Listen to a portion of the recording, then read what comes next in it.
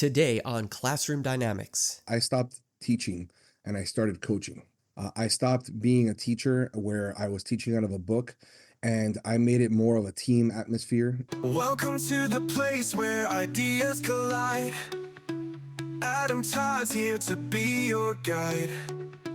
For teachers and techies, chasing the spark. Classroom Dynamics, where we leave our mark. Let's dive in deep, the future's bright. Innovation shines like morning light. Teachers and tech, hand in hand we go. Welcome to the Classroom Dynamics Show. Classroom Dynamics is sponsored in part by Logitech Education, empowering student voice and creativity with innovative tools like the Logitech Reach Adjustable Content Camera and the Zone Learn headset designed specifically for student comfort and focus. Discover how Logitech is transforming classrooms at logitech.com/education. Welcome to Classroom Dynamics, the podcast where we unlock the future of education. Hi, everybody. I'm your host, Adam Todd, and today's show focuses on television production for kids and how you may want to consider such a program at your school. At Christopher Columbus High School in Miami, CCNN Live isn't just a class, it's a full-scale newsroom. Under Omar Delgado's direction, students step into real-world roles as writers, producers, anchors, editors, and storytellers, delivering daily newscasts and award-winning school coverage. The best part is that every student gets a chance to shine, from mastering media ethics to experimenting with AI for brainstorming and production. They're building skills that take them from a class newsroom to top journalism programs around the country. Today, we're going inside one of the nation's top high school media programs, and it's all coming up next on Classroom Dynamics, so don't go anywhere. We'll be right back. Results matter. For 45 years, Catapult Learning has partnered with districts to raise achievement, strengthen teaching, and deliver measurable student growth. From New York City classrooms to schools nationwide, our community-based teams provide high-impact tutoring and professional development that align with each school's culture. Educators feel supported, students close the gaps, districts see results. Catapult Learning, the proven partner in education. For more, visit catapultlearning.com today. Tired of drowning in paperwork? With Your Way Learning's AI-powered platform, you can automate lesson planning, grading, and parent communications while keeping you at the center. Our built-in chat assistant Beans helps craft differentiated, standards-aligned material in seconds. Fully customizable and grounded in learning science, Your Way saves time and deepens student engagement. Teach your way. For more, visit yourwaylearning.com. Today is all about bringing the buzz of the newsroom straight into the classroom with cameras rolling, scripts in hand, and students running the show. These types of programs prove that kids don't just learn about media, they actually live it. And joining me today is Omar Delgado. He's here to share the story of CCNN Live, the high school newsroom shaping award-winning storytellers and tomorrow's media learners. So I want to welcome you to the show. This is going to be such a fun conversation. Glad to have you here today. Oh, it's my pleasure. Thank you so much for having me. So before we even begin, just tell our listeners a little bit more about your role as the Director of Educational Technology and Learning at the Christopher Columbus High School in Miami.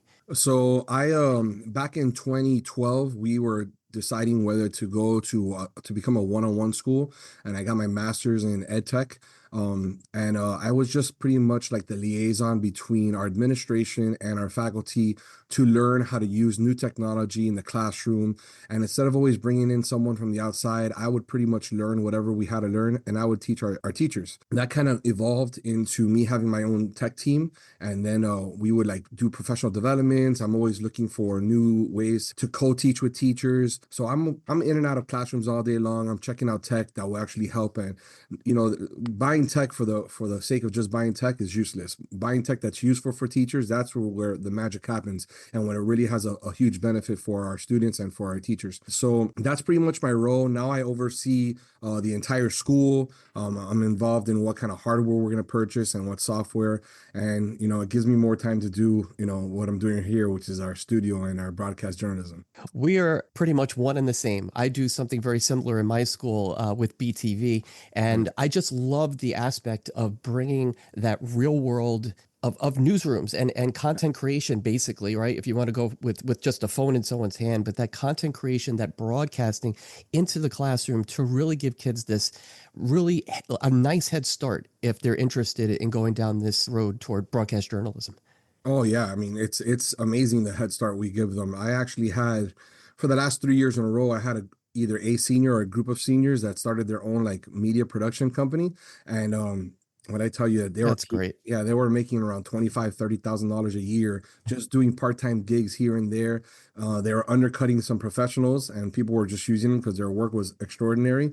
And some of them are even using that money to pay for college right now. So it's amazing what they're able to do. Fantastic experience, right? Yep, Yeah, absolutely. that's it. Firsthand experiences. Nothing that beats that. No Um, way. let's go back. Take us back to the early days. How did you start CCNN Live, and how did it first come to life? What did you have really in mind when you first started it? Obviously, I don't. You probably didn't expect it to be where it is today. You probably started a little bit differently. So, how did that all come to be? Well, I actually didn't start CCNN. It started back in 1991 with my predecessor, Sal Canella. He was a physics teacher here at Christopher Columbus High School, and he decided the school needed a broadcast journalism program.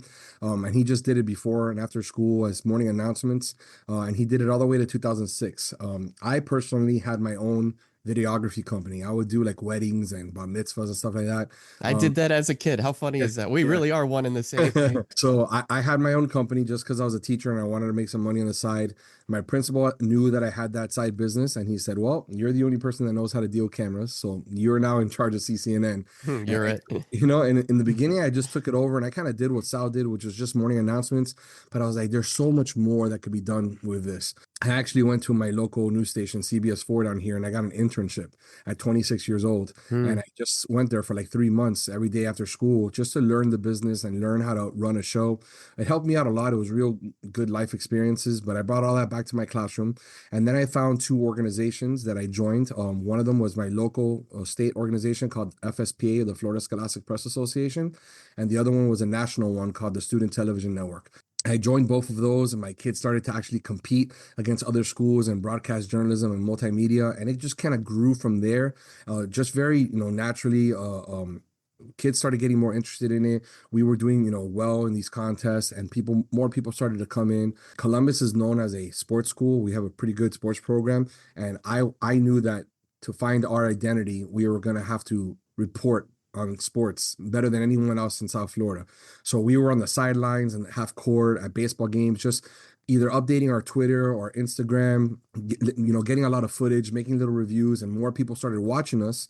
And the more people watched us, the more kids wanted to actually be part of it. And here I am almost 20 years later. And, I have one of the top programs in the country, which I'm really proud about. What kind of evolution of technology have you really seen that has changed it from 20 years ago to now? I mean, look, 5 years ago, a year ago, for it's a huge jump. But what was that jump like if you look back now at those 20 years and how the evolution of technology has turned? Well, when I first started here, we were recording to tapes though. And that was, we had those little mini DV tapes, and the kids had to understand that if you shot for an hour to import that footage into the computer, you had to leave it rolling for an hour and just kind of copy all the footage into the computer. And that around 2008, 2009, everything started becoming digital and we started recording on memory cards. But even then, it was like compact flash cards, which weren't really reliable and they failed a lot. So it was, little by little, and now we have these great little mini SD cards that are just amazing. They could record really fast and they're really reliable.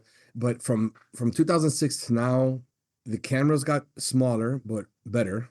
The way you recorded and stored your footage is easier, but sometimes it's a little nerve-wracking because there's no physical form of keeping it. So there's good and bad to all of it, but I mean, I think it's everybody now has a 4K camera in their pocket with their cell phones, so anyone can shoot, anyone can produce.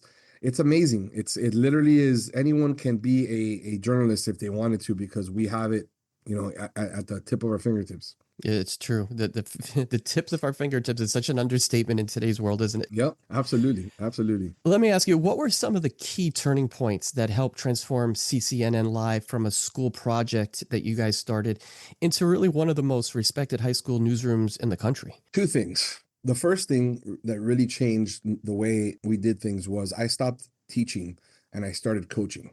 I stopped being a teacher where I was teaching out of a book, and I made it more of a team atmosphere. I made it more of a, you can't report unless your cameraman is someone worthy enough to shoot the footage, and you're not going to want to shoot good footage unless the person in front of the camera is believable. So kind of like a quarterback and a running back and an offensive lineman doing a football team, I kind of put that mentality into the classroom. And then the second part was I threw away my textbooks. I threw away, teaching traditional PowerPoint learning. I just did everything hands-on. Oh, you want to learn how to shoot? Here's a camera. Go shoot. Shoot it, come back, and I'll tell you what you did wrong. We wanted to learn how to tell a story the right way. There was no way to just tell a kid how to tell a story. I would show them Steve Hartman videos, right? And they would watch Steve Hartman from CBS, and then I'd be like, look, this is storytelling at its best. Let's try to mimic this. And then we would copy Steve Hartman's style, and then a kid would find his own style, and then he'd grow into that. But it's literally like, it's that saying says that you'll never become an expert unless you put 10,000 hours into something. Yeah. Well, that's my philosophy. I just let them shoot, record, edit for 10,000 hours, and by the time they finish, they're some of the best in the country. I love that you said I stopped teaching and I started coaching. It's a hard thing for teachers to do, no matter what subject, no matter what grade level, no matter what you're trying to do. That is a hard thing to do for a teacher to accept. How did you accept that? Well, I'll tell you, I saw the proof in the pudding, right? Kids don't want to be in a TV production class, right? It has a lot of stigmas to it. Oh, AV club, I don't want to be part of that. That's for nerds and stuff like that. So that was my beginning. And then the evolution of it started happening. And when I started coaching them and telling them this is a team, and we would have practices instead of classroom time and all that stuff, the whole mentality started changing of, oh, this is not a class. This is something that I get to experience. Right. I was just going to say that. It's not a class, it's an experience. Yeah, absolutely. And then really the competitions that I started joining, kids no longer were just trying to get an A in my class. They were trying to become the best in the state or in the country. And that changes your mentality. Like football players and basketball players don't wake up early to go to weights at 5 a.m., go to school, and then have practice after school because they want to just, get approval from their coach. They want to be actually good at this so that the whole city or the state could recognize them. And when I changed that mentality and those kids started to do what I told them to do and follow in my mentality of teamwork, everything changed. It became just easy. I literally didn't have to really teach anymore. They were begging me for information.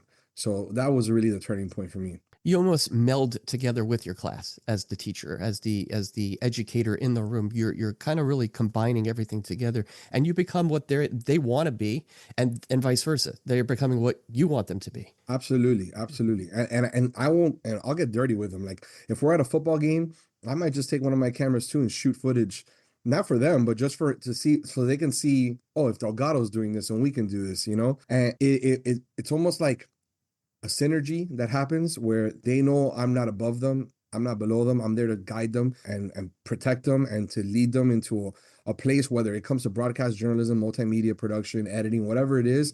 They know that I have the skill set, but I'm also not someone there to like just be judgy. I'm there to like experience it with them. Let's look into like the equipment and the funding, because running a program like this doesn't come cheap. There is something behind it.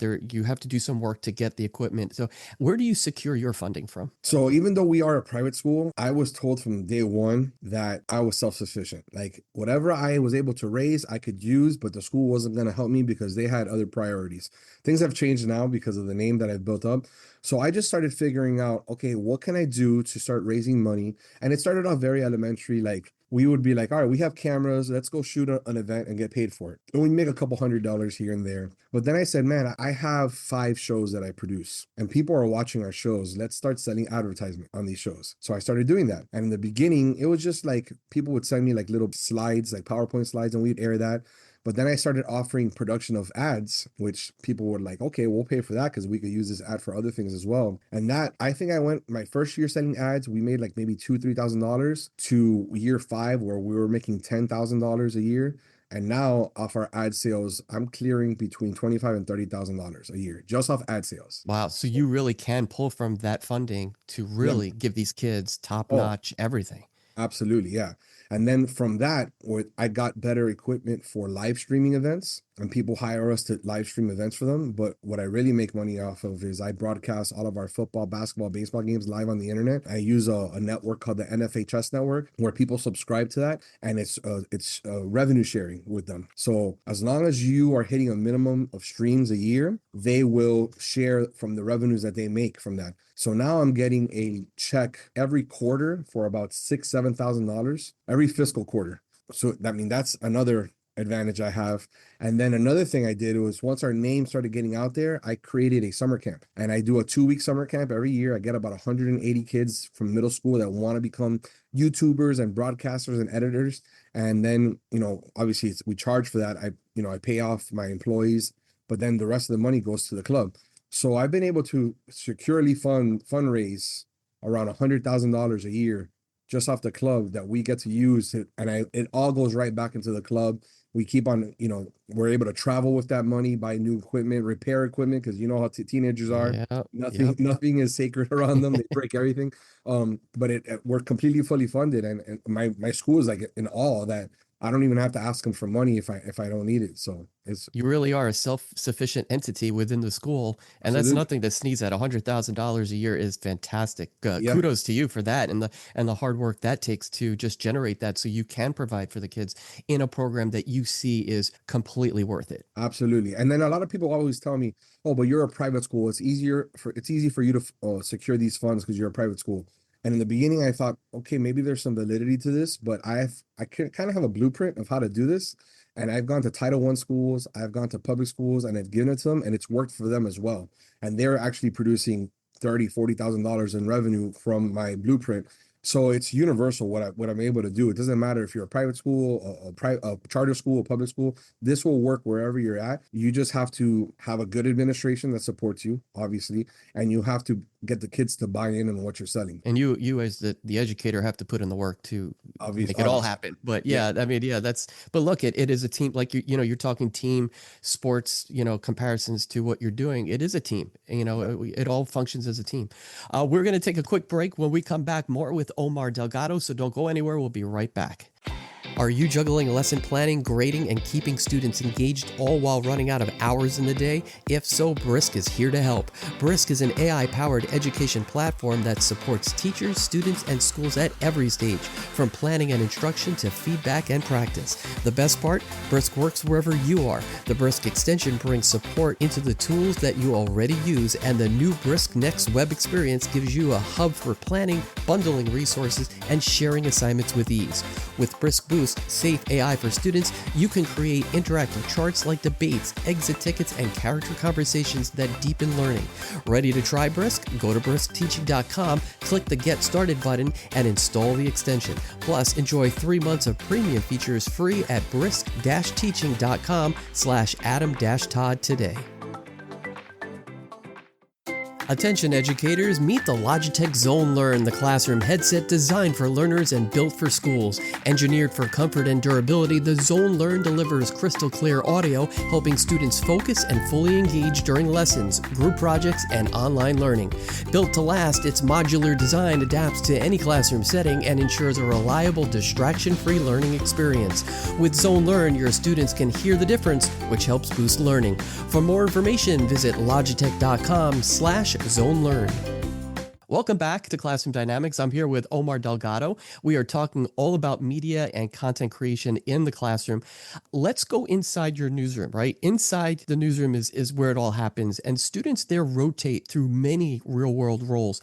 How do you help them grow, not just as journalists, which is the key component to make this all happen, but as leaders and teammates as they collaborate on each and every one of those newscasts or those specials that they're producing? Well, it's an interesting question because, when people get here, they have to kind of decide where they want to specialize in, right? And back in the day, everybody just wanted to be in front of the camera. And unfortunately, not everyone is meant to be in front of the camera, right? Some people have to produce and edit, and some people just don't have that natural talent. But I encourage everyone to try every single job. When you're a freshman and a sophomore in my program, it's more of a, let me see what I can do. Some people gravitate now toward the editing side, the reporting side, the producing side, audio, video, whatever. But your first 2 years, you have to prove to me that you have done everything. By the time you're a junior, you tell me this is what I want to specialize in. and I let you specialize in it, but I also tell you you have to pick up like a backup, you know? So if you're an anchor, well, then work on your writing skills because that kind of goes hand in hand. Or if you're an anchor, work on your videography skills because a multimedia journalist is what everyone's doing right now. If you're a producer, then you got to learn how to edit, maybe do some special effects, graphic work, marketing kind of stuff. But everyone knows everyone's job by the time they're a junior, which really makes you respect the person behind the camera or behind the window when they're producing the show. And that understanding really is the foundation of respect. And then everyone does their job. It kind of feels like I always go back to the show Band of Brothers, you know, that old Yep. Sultan, right? Where war was, everyone relied on their partner because they knew if he did his job, your chances of staying alive were better. Well, it kind of is the same mentality in the newsroom, right? Like you got to trust the person that's helping you and they have to trust you. And that builds that camaraderie and that teamwork and it just makes the show flow better. It makes the synergy in the room feel better. If everyone knows each other's jobs, it really just, it helps out tremendously. And sometimes kids don't know they're going to like something until they actually try it. They might be afraid of it. The editing may not have been something they thought about, and then they do it and say, "Oh, I'm actually really good at this. I really do like this. I could do this. I could do that." And yeah, right. And it does spark that almost forward-thinking mentality of, yes, it's student-led. I'm going to decide what I like the best, but at least you're giving them that opportunity to pick and choose once they go through those rotations. Yeah. And it's funny, some kids that think they want to be in front of the camera end up becoming producers or editors. And some producers and editors don't realize how good they are in front of the camera. And it works. It really does. But everyone has a mentality of what they want to do until they actually do it. And then, life gets in the way. And the experience too. Absolutely. You've recently started bringing AI and tools of AI into that workflow. And I want to get into that because that is a huge jump that we've seen in the last couple of years in education. So how is that shaping the way students are now brainstorming and they're planning and also producing those stories that they're working on while still keeping that ethical thought process in mind in the back of their head and all those fundamentals that they've learned from kindergarten all the way up into that point in time? How do you manage all that? Well, it's not easy. And I'll tell you this. I'm glad you said the word ethical because that's the hardest part, right? Everybody knows throughout history, people have cheated. Like before AI, people were cheating with the internet, and before the internet, we were cheating off, plagiarizing off books, and in class we were writing little cheat sheets, stuff like that. Cheating has always been around, and it's never gonna go away. AI makes it easier, yes, but we have to start teaching kids when they're dealing with artificial intelligence that it's not an answer, it's a tool. And if we change that mind shift and we let them know if you use this, we're giving you a lot of power in your hands. If you use this for good, it could enhance you tremendously. But if you use this for bad, you can get yourself in a lot of trouble real quick. So I kind of start off with that basis, right? And trust me, whether it's me teaching teachers or students, I get resistance from AI users, right? They don't want to totally embrace it because they think we're kind of losing our humanity with it. I disagree. I just think it's making people a lot more efficient, a lot more intelligent, and a lot more, sometimes even creative, if it's done in the right way. So I'll give you an example of how I have my kids use AI in journalism. I have all my students now when they're interviewing someone, right? You know how we would have to get the interview and then transcribe it, and then we would kind of like break it up, and then we would be like, all right, this is how I'm going to edit it. Well, that's a slow, long process. It is. And it takes a lot of mental energy and it takes a lot of concentration to actually do that the right way. Right, because you're really looking at it in a multi-level kind of an aspect, right? It's not just straightforward what you're looking at. You really have to start thinking how this is going to look, how this is going to sound. Right. Does it make sense? Does it follow the story that I want to tell? There's a lot. You're right. It is definitely a brain drain on people. A huge brain drain. So what I have my kids do is I have them take out their cell phones and they'll open up their notes app or their audio recorder in their iPhones or whatever. And they'll record the interview besides on the camera on their phones. And then they get I tell them to get the transcripts, and they can do this on the car ride home, when they're getting driven anywhere. And they put that transcript into their AI, whatever AI they use. And I tell them to prompt it in a way that says, I don't want you to do this for me. I want you to help me find the most interesting parts of this interview, right? Once you give it to me, let's have a conversation on how I could put this together in a sequence that will be very impactful when I edit it. Well, you just took something that went 2-3 hours maybe to do it the right way.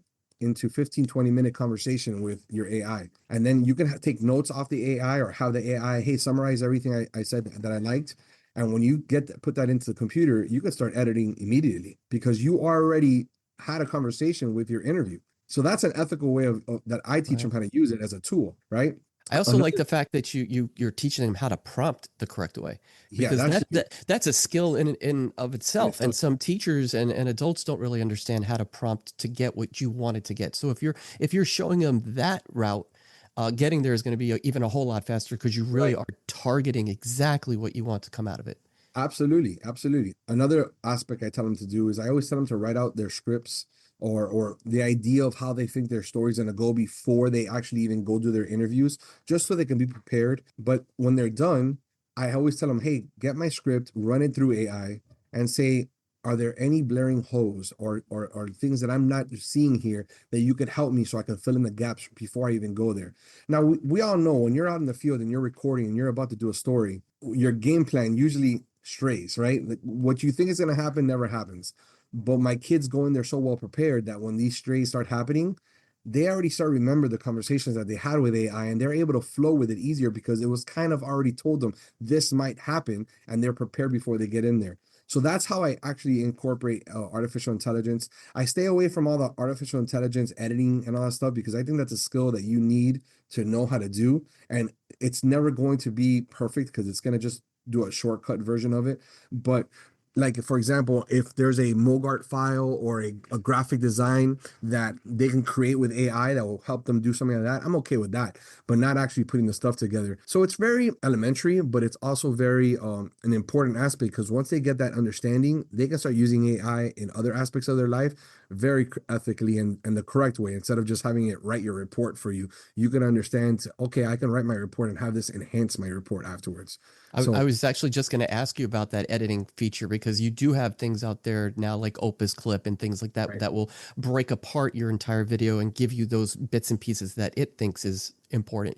So do you see perhaps, let's go down the line, let's go 10 years down the line, Right. that technology could be there, but you would still probably go to the old fashioned, or would you have to go with what the industry is doing and kind of play it out and feel it out that way? I always go, I jump in head first, because I like to play with stuff, right? But until I feel that it is on par with what I can do or what my students can do, I won't do it. Like, I won't jump in head first, right? So Opus Clip is awesome. It's great. I've seen it been done, and I have a bunch of my former students that are actually podcast content creators that use it.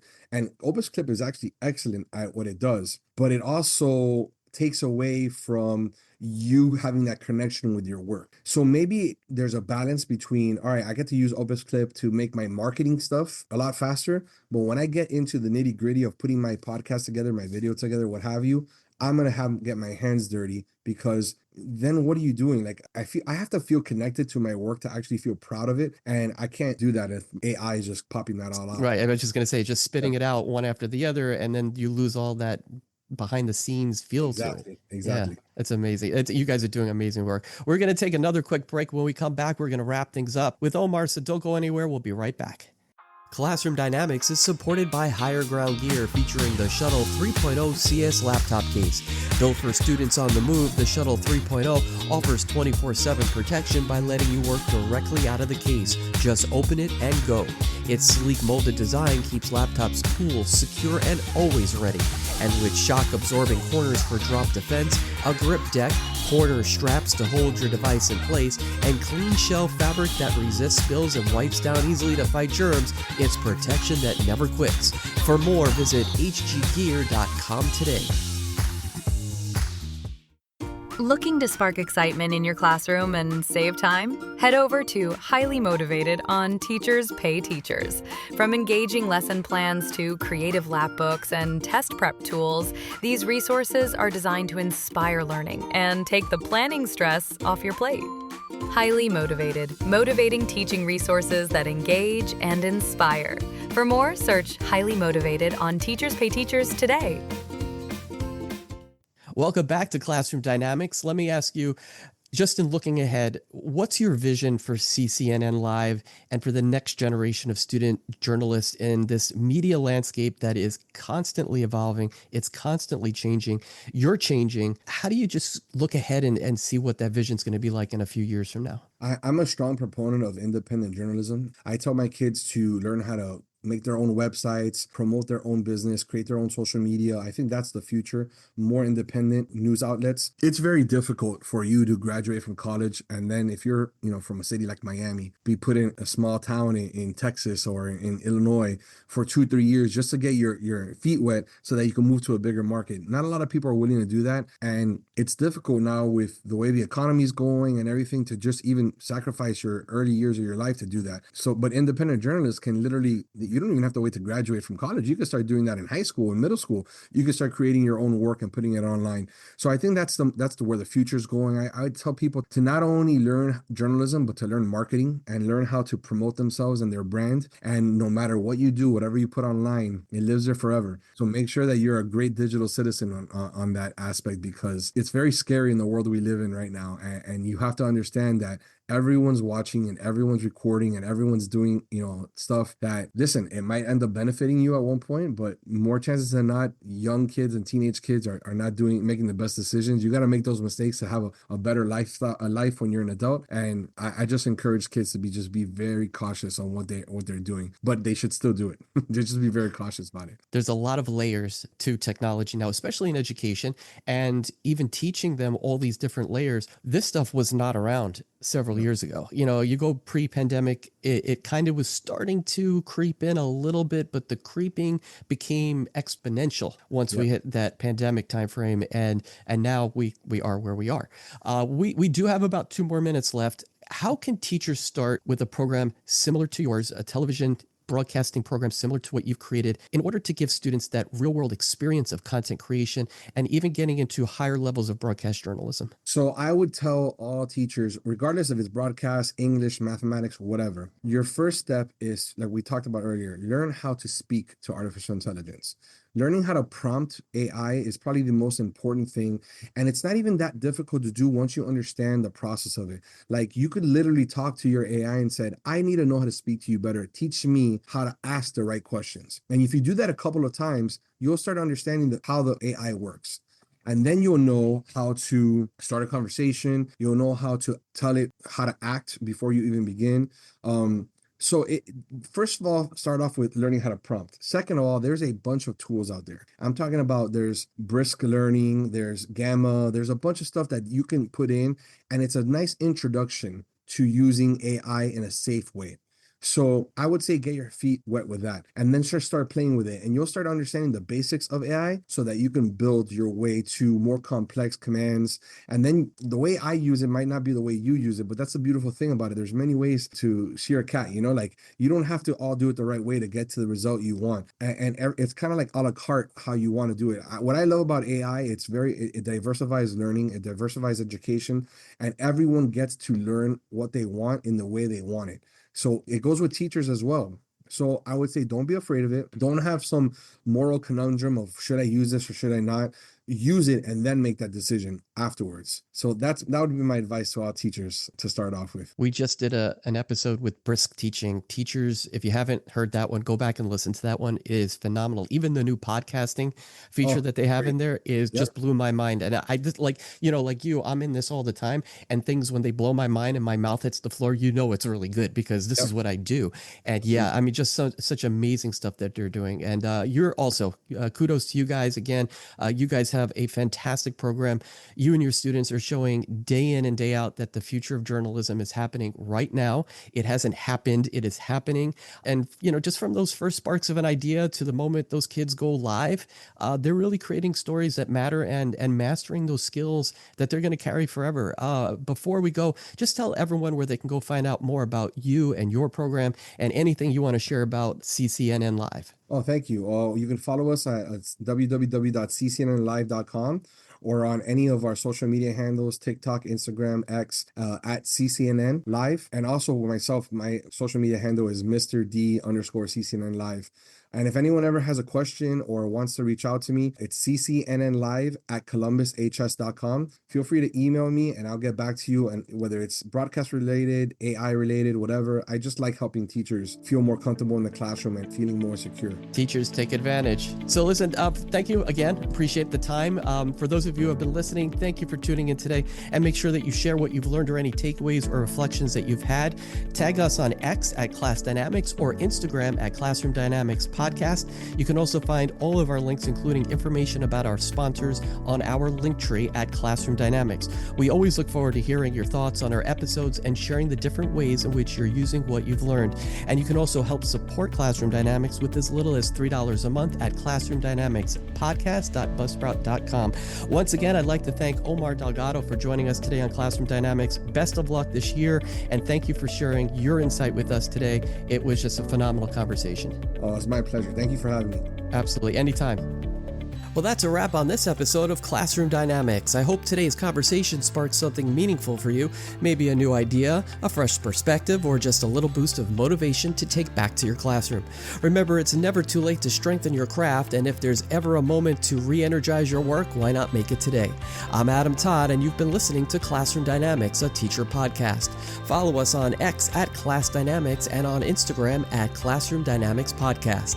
If you haven't already, go to your favorite podcast platform like Apple Podcasts or Spotify and subscribe, rate, and review this podcast. We'll be back soon with more captivating conversations, inspiring stories, and strategies that you can implement into your everyday routines. Until then, keep that spark alive and never underestimate the incredible impact you have as an educator. You're more powerful and inspirational than you think. Did you miss our Take the Leap Empowering Students Through AI and Innovation episode? We sat down with Elizabeth Bostwick, educator, author, and Brisk Teachings product and content marketing manager, to explore how AI is transforming classrooms while keeping student voice and creativity at the center. Tune in and see how you can take the leap toward the future of teaching today. I spent 16 years in the classroom myself and then worked as a tech integration specialist. And for me, one of the most important parts of teaching was connecting with students first and foremost. Culture is always everything, but then it was also about hands-on learning, right? Like I was very much into project-based learning and maker education and getting our students into coding. And I think that we want to make sure that educators understand that those things are still critical.